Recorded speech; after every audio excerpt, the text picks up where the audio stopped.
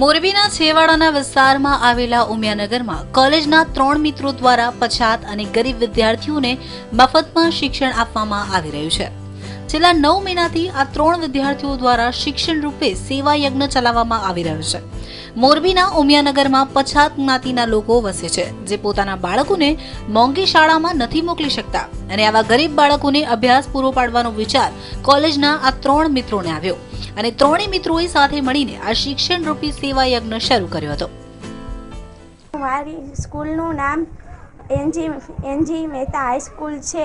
એના મૂલ્ય ભણાવવામાં આવે છે। અહીંયા ફી લેતા નથી અને મહિને સ્પર્ધા હોય છે। અમને ઇનામ પણ આપવામાં આવે છે।